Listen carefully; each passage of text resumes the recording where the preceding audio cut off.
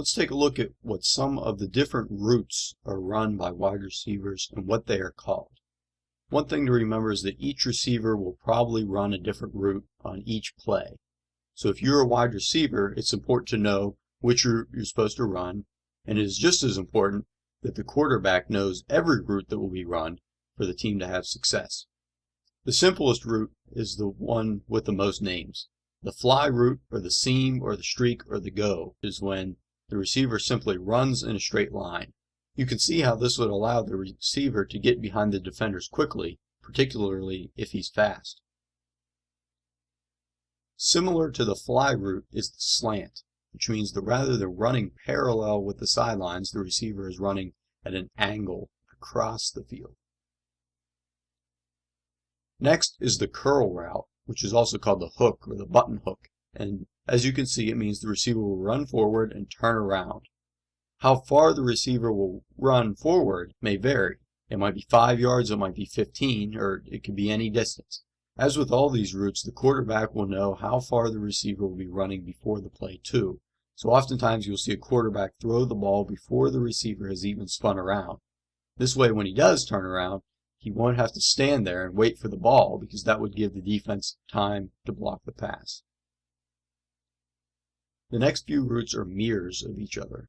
Here we have the drag route, which means that the receiver will run forward and then turn 90 degrees and run across the field parallel with the line of scrimmage. And just like we saw with the curl route, the distance that the receiver runs before he turns could be any distance. The opposite to the drag route is the out route or the out route. So rather than running over the middle of the field, the receiver will run forward and then turn and run out towards the sidelines. The next two are also similar. The first one is the corner route, and the corner we're talking about here is the corner of the end zone. So this is when the receiver runs forward and then runs at an angle toward the sidelines. This one is more of a quick corner route because the angle is smaller as opposed to this one, which the receiver would have more of an angle. The mirror of the corner is the post, and the post refers to the goalposts. So here the receiver runs forward and then breaks toward those goalposts, which are in the middle of the field. The wheel route is the backwards version of the out route, because here the receiver will run first toward the sidelines and then turn and run up the field. Finally, here's one that is not for wide receivers, but rather for running backs. The flat route is similar to the slant, but it's being run towards the sidelines. It doesn't even have to be at an angle. It can simply be run straight towards the sidelines. What is happening with the flat route is that the defenders will naturally be running towards the quarterback.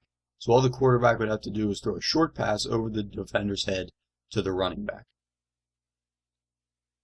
Now, there are no rules that prohibit the wide receivers from running any type of route. As long as they stay in bounds, they can go anywhere they want. But the wide receivers have to be careful, because if they stray too far from the play that is called, it might throw the quarterback off enough that he'll throw the ball where the receiver was supposed to be rather than where he went, and that wouldn't be a good thing.